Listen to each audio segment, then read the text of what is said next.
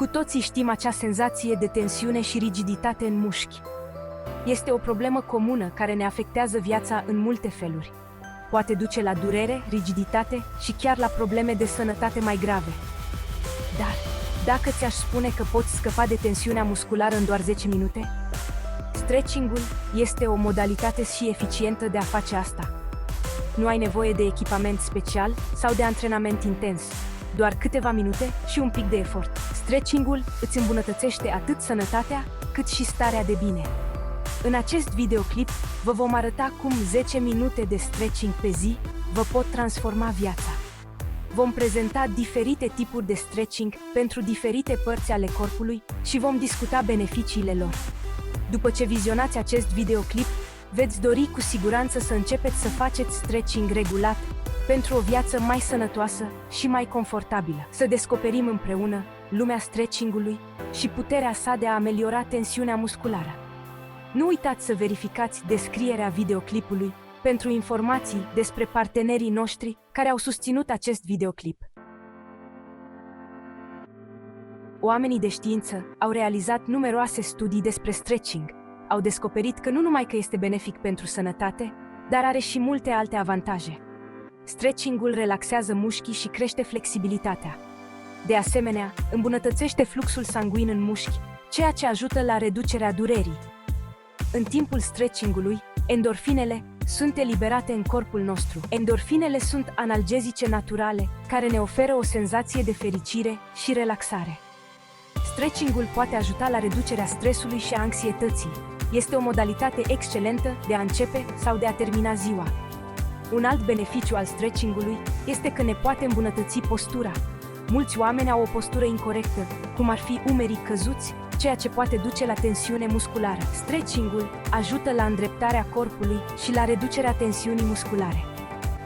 Dacă încorporăm 10 minute de stretching în rutina noastră zilnică, nu numai că vom simți rapid beneficiile, dar ne vom îmbunătăți și sănătatea pe termen lung.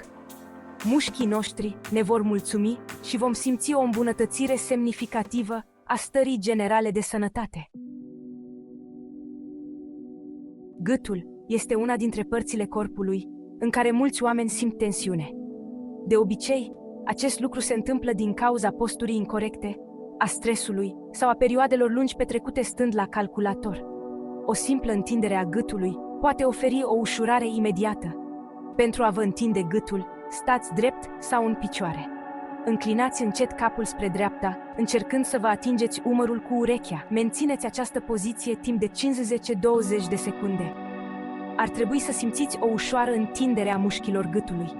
Reveniți la poziția inițială și repetați întinderea pe cealaltă parte. Acest lucru va ajuta la întinderea ambelor părți ale gâtului și la reducerea tensiunii. În timp ce vă întindeți, respirați adânc și relaxați-vă umerii. Făcând acest exercițiu în mod regulat, puteți reduce tensiunea din gât și să faceți față mai bine stresului zilnic. Tensiunea la nivelul umerilor este o altă problemă frecventă. Acest lucru se poate întâmpla atunci când cărăm genți grele, avem o postură incorectă sau suntem stresați. O bună întindere a umerilor poate reduce această tensiune.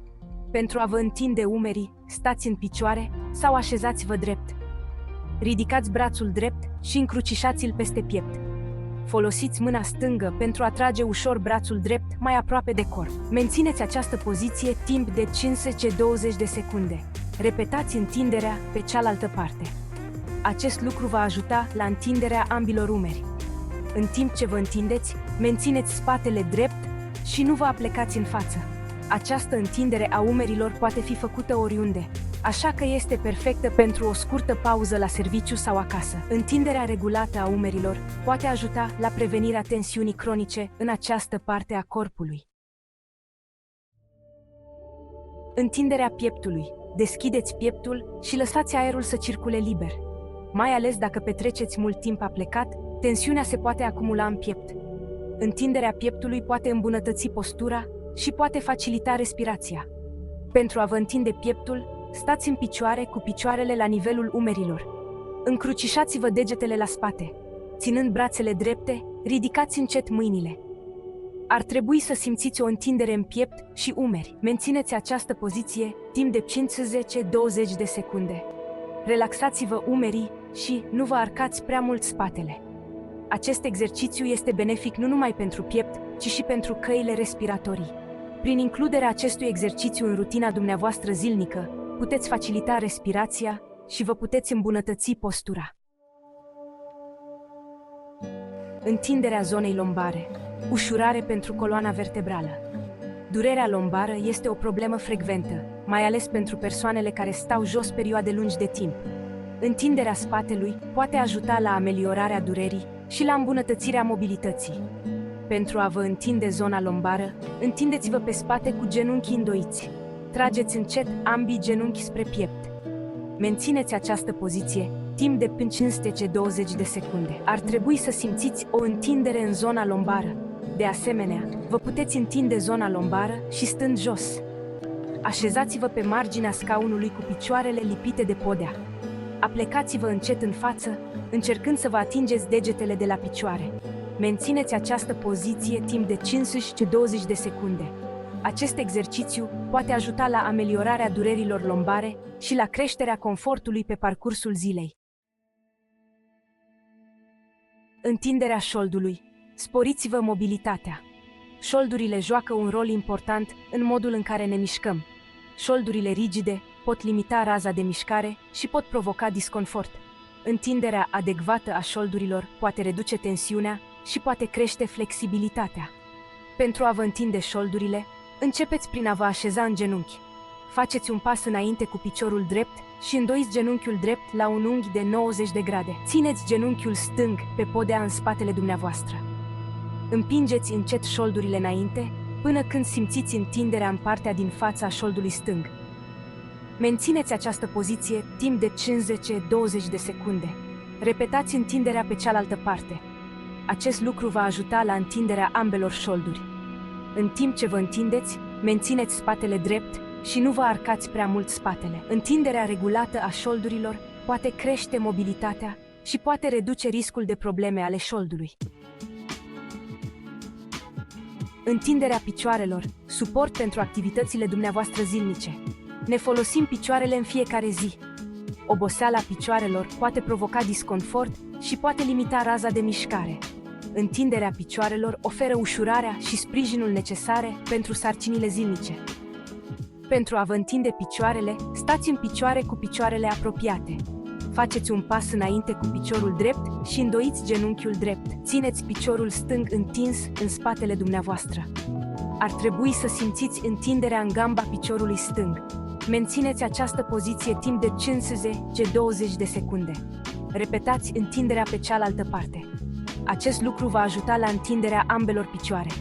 În timp ce vă întindeți, mențineți spatele drept și nu vă arcați prea mult spatele. Prin includerea întinderii picioarelor în rutina dumneavoastră zilnică, puteți crește mobilitatea și puteți reduce tensiunea la nivelul picioarelor. În concluzie, faceți din stretching-ul un obicei zilnic. Alocând 10 minute pe zi exercițiilor de stretching, veți culege numeroase beneficii.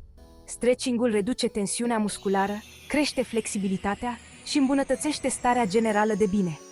Exercițiile de stretching prezentate în acest videoclip vizează zonele cheie ale corpului în care se acumulează de obicei tensiunea.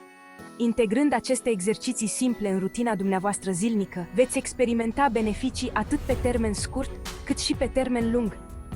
Corpul dumneavoastră va fi mai relaxat, postura dumneavoastră se va îmbunătăți și vă veți putea mișca mai liber. Creați-vă obiceiul de a face stretching și bucurați-vă de impactul său pozitiv asupra corpului și a minții. Începeți chiar de azi, luați-vă rămas bun de la tensiunea musculară și descoperiți o versiune mai sănătoasă și mai fericită a dumneavoastră. Simțiți puterea stretching-ului și transformați-vă viața.